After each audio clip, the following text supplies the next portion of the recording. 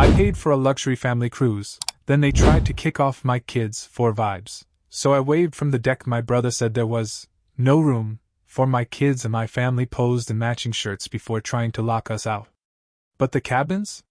Hi, I'm Eston, 34, and 2 days ago I waved goodbye to my entire extended family from the deck of a luxury cruise ship. They tried to kick me off. I host a podcast where I ask people hard questions and listen closely to the parts they don't say. But nothing prepared me for the moment my own brother told me my kids weren't invited to the family New Year cruise. Not a suggestion. A statement. There's no room for your kids, Mason said, like he was announcing a parking restriction. His teenage son, God bless puberty and entitlement, added helpfully. Tickets are $3,200 each, so Happy New Year at home. I didn't even flinch. My kids were in the kitchen coloring. I just said, I know, kid. I paid for every single ticket. Silence. Then a snort. Then Mason again. We voted. Adults only. Different vibe without toddlers. There's 7 and 9. I said. He goes, look, the ship's full. Nothing we can do. You can still send mom and dad, though. Don't be selfish. That's when I stepped into a hallway, heart pounding with that slow thud that says this is not okay, and told him to send me the updated cabin list and the receipt for the changes. Nothing. 20 seconds later, a family group chat photo popped up. Matching ship happens shirts. Suitcases stacked. My parents, hearts in the comments. My sister Ivy. Adults deserve fun. Then Mason. We'll post pics. No hard feelings. Cool. I didn't reply. I just opened my email and pulled up the original cruise confirmations, the ones I booked. All 12 tickets. All under my account. My credit card. My plan. My deposit. Because this was never about a cruise. This was about 1,000 tiny yes I said for years. Yes, I'll cover your electric bill. Yes, I'll book the Airbnb. Yes, I'll front the money until you get paid. Except, later never came. Just more needs. More shrugs. More. You the best. Venmo notes at 2 a.m. for $40 after I dropped $600 on their weekend. When my podcast blew up and the money got good, they acted like I'd been promoted to family ATM. And this cruise? It was my olive branch. My Christmas and anniversary and apology for everything we don't say rolled into one. I'd booked it all: cabins, upgrades, drink packages, transfers. I even added Wi-Fi for Ivy because she can't be offline, and made sure the midship rooms wouldn't make Mom seasick. Then 3 weeks before sailing, the ask started. Mason wanted to upgrade his interior cabin to a balcony. Sure, I moved some stuff around. Ivy wanted to swap with Mom to be near the elevator. Fine, done. Mason hadn't paid his share yet. Payday's weird because holidays. I told him. We'll settle after. But a week out, I noticed something weird. My name was no longer listed as the lead guest on 2 cabins. Mason's was. I called the cruise line. Sir, the agent said, polite and robotic, anyone with the booking number and your last name can update linked cabins. So, they can remove guests I paid for? Only the lead guest can remove or reassign, she said. And for linked family cabins, multiple leads can make edits. I changed the password, reset the pins, reassigned myself. Then 2 days later, another change. This time my kids, my actual children, were removed. Due to capacity. I called back. Spent 20 minutes on hold. Finally got a supervisor. Your brother, she said gently, transferred your minor guests to another sailing. But yes, we see you paid for all 12 cabins. Would you like to lock the booking under your voice code? Yes, I said. And one more thing. Yes? Who did he try to add? Another adult in his cabin. Of course. That's when Jenna and I sat at the kitchen table, kids asleep, and she said quietly, You wanted a memory. They want a sponsor. I nodded. And they're going to make me the villain for saying no. They already did, she replied. She was right. But they forgot one thing about me. I keep receipts. And I don't bluff. 2 days before embarkation, Mason called and dropped the line like it was no big deal. "There's no room for your kids on the cruise." Then he hung up. Minutes later, a new post hit the group chat, suitcases lined up like a fashion shoot, captioned, "Adults only. Manifesting stress-free vibes." Ivy posed like she was already on the ship. My mom posted a winking face and added, "We'll bring the kids souvenirs." Not a soul asked if my kids were okay. Jenna read the thread and said, "We can still go." I stared at the screen. I wasn't angry, I was done. "There's a difference. We will," I told her. "But not how they think." See, the confrontation didn't happen at the pier. It happened in the group chat, where modern family drama lives and breathes. I dropped screenshots. The invoice with my name on it. The cruise line call log. A supervisor's note confirming my voice-locked booking and the reversal of Mason's unauthorized changes. Then I wrote, "I booked this trip for our family, plural. If you want an adults-only vacation, book one. I'm taking my kids on the cruise I paid for." The typing bubble pulsed. Ivy fired first. "No need to be dramatic." Mason added, "Dude, we were just trying to vibe. You're making it weird." Mom chimed in, trying for soft diplomacy. "We thought it would be easier. The kids might be bored. The ship's crowded." Jenna finally weighed in. "Our kids were never the problem. Please stop saying that." Then came Mason's voice note. He had that fake calm tone he uses before things get loud. "Bro, you're not canceling anything. Everyone's packed. We already posted. Don't embarrass the family." I kept it level. "I'm not canceling. I'm restoring the original plan. Everyone keeps their cabin. Our 2 minors remain in their beds. If anyone tries to remove them again, I will remove the person who made the change from the booking entirely." Ivy tried to play lawyer. "You can't do that." "I can. Lead guest. Card on file. Voice code. Try me." Silence. Then my dad finally entered the chat. "Son, be reasonable." That did it. I felt the final click of something that had been jiggling loose inside me for years. I replied, "Being reasonable got us here." Then I laid down the new rule. "I'm done paying for events where my kids aren't welcome." Mason. "So what, you're holding the trip hostage?" Me. "No. I'm honoring what I paid for. You want a different experience, you book it. Different trip, different credit card." He tried the guilt move. "This is why we never ask you for anything." I dropped the last bomb. A spreadsheet of 3 years' worth of loans, Venmo notes, and just until Fridays. Names redacted. Amounts intact. The total? Higher than the cost of the cruise. Mason replied, "Podcast guy made a spreadsheet." I replied, "Adult man can read it." He didn't speak again for the rest of the day. That night, a private message from him popped up. "You're dead to me if you pull anything at the port." I stared at the words, then turned my phone face down. I tucked my kids into bed, kissed my daughter's forehead, and whispered, "Yes, we're still going on the big boat." Because we were. The question wasn't if. It was, who else still had a ticket? Embarkation morning felt like the first day of school, but with more SPF 50 and a small suitcase filled entirely with snacks and unicorn pajamas. The kids were vibrating with joy. Jenna was steady, eyes scanning me like a pre-flight checklist. Me? I barely slept. Too many tabs open in my brain. But when the terminal came into view and the cruise ship loomed like a floating skyscraper, I felt something click into place, like I'd just landed a plane without instructions. We lined up, passports in hand. I wasn't even pretending to scroll my phone. I was watching. Waiting. And then I saw them. Ivy first, wearing a wide-brimmed hat and head-to-toe beige like she was entering a luxury safari instead of boarding a floating buffet. My parents behind her, in matching windbreakers, already smiling too hard. Then Mason. Face locked in that smirk he uses when he thinks he's winning. His son trailing behind, phone up, already recording a story. Of course. Mason spotted us. His face twisted. "So you're really doing this?" he muttered, like I'd broken an oath. We're boarding the cruise I paid for, I said calmly. He smirked. We'll see. But I wasn't biting.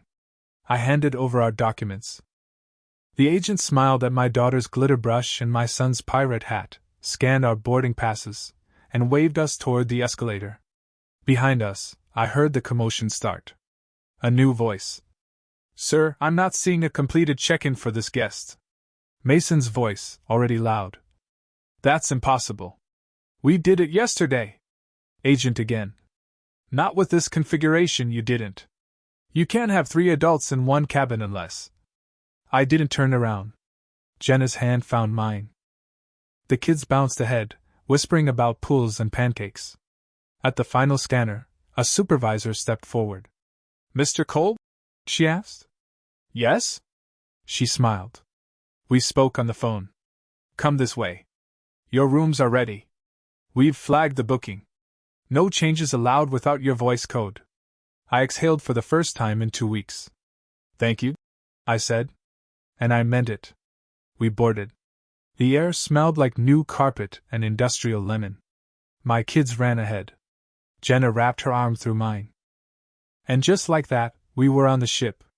I didn't check my phone until she gave me that look, the "you're going to be thinking about it anyway" look. I opened the group chat. Photos.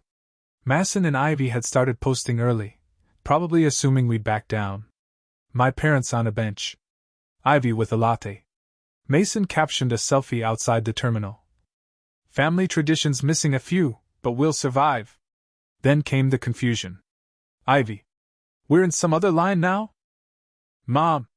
Why did my cabin number change? Then Mason. Call me right now. I typed back. We just got on. Try guest services. More messages. More photos. One showed a customer service line that rapped like a Disneyland ride on a blackout date. The caption. They split us up. Jenna raised an eyebrow. I shrugged. I didn't split anyone. I said. I just returned everything to the original booking. She grinned. So you're saying your receipts had receipts? We found our cabins, adjoining midship, perfect. 2 towel animals on the bed. The kids launched into full explorer mode. Balcony to bunk to bathroom and back. An hour later, we were on deck for sail away. The band played a Bruno Mars cover, streamers blew sideways, and the ship started inching from the dock. That's when I saw them. Clustered by a chain-link fence. Ivy, Mason, my parents. Phones out. Faces tight. Ivy holding up a paper. Mason yelling something I couldn't hear. His son still recording. My dad's jaw clenched. My mom wiping her eyes. I waved. Not smug. Just present. My daughter waved too, naturally, because waving is her spiritual calling. My son blew a pirate whistle. Mason pointed like he was trying to summon security. Ivy shook her head like I'd embarrassed the family. My dad refused to wave back. My mom mouthed something, but I didn't try to read it. The band hit the chorus. The ship moved. Jenna leaned in. You want to go down there? Try to fix it? I looked at my kids, my son gripping the rail like a captain steering the whole ocean, my daughter's glitter shoes flashing in the sun. No, I said, soft and certain. I really don't. The ship's horn blasted. The city shrank behind us. And for the first time in a long, long time. I didn't. We didn't unpack right away. We just existed. The ship was a floating city of distractions, and my kids were ready to become citizens. The second they found the ice cream station, it was over. My daughter declared the swirl lever the best invention since glitter. My son ordered 3 pancakes to the room and bowed when they arrived like a tiny royal dignitary. Jenna and I sat on the balcony and watched the coastline disappear, her bare feet propped on the rail, my coffee cooling in my hand. I know it's not what you planned, she said. It's better, I replied. Because it's just us. Then I turned my phone back on. 57 notifications. The group chat had imploded. Apparently, when Mason tried to sneak a 3rd adult into a double-occupancy cabin, it triggered a full re-review of their manifest. Cabin assignments were shuffled. Their linked check-ins were denied. Ivy's priority boarding, was revoked because she changed her status to media guest in an attempt to get perks. Mason accused guest services of discrimination. My dad tried to claim he was the lead guest on a cab and he didn't even know the number to. They were scattered, on different decks, some without keys, others told to wait. I got a direct message from Ivy. "You embarrassed Mom. She's crying." "Happy now?" I replied. "Mom's crying because she picked a side and it didn't pan out. I didn't do that. I kept my kids on the trip I planned." Then Mason. "You're a manipulative control freak. This isn't over." I didn't reply. Because I'd spent enough time twisting myself into a pretzel so nobody else had to feel uncomfortable. That night, my daughter fell asleep with one glitter sneaker still on and a piece of pancake stuck to her cheek. Jenna took a picture, not for social, not for show, but for us. For the fridge. The real archive. The next morning, the notifications started again. More scrambling. Ivy tagged me in a story. "When family doesn't act like family, you make your own." The photo was her sipping something expensive looking with a stranger on deck. Her smile was practiced, her caption passive-aggressive performance art. I muted her. Then guest services called our room. "Mr. Cole." The supervisor said, it was the same woman who'd locked the booking. "There have been further attempts to alter the minors' assignments. Don't worry, they were blocked." I blinked. "Excuse me?" Someone with cabin access tried to initiate a reassignment. Our system denied it. I closed my eyes. Add another note. Only I can make changes. No exceptions. Already done. Enjoy your cruise, sir. I hung up and stared at the phone like it had just insulted my lineage. Jenna handed me a mimosa.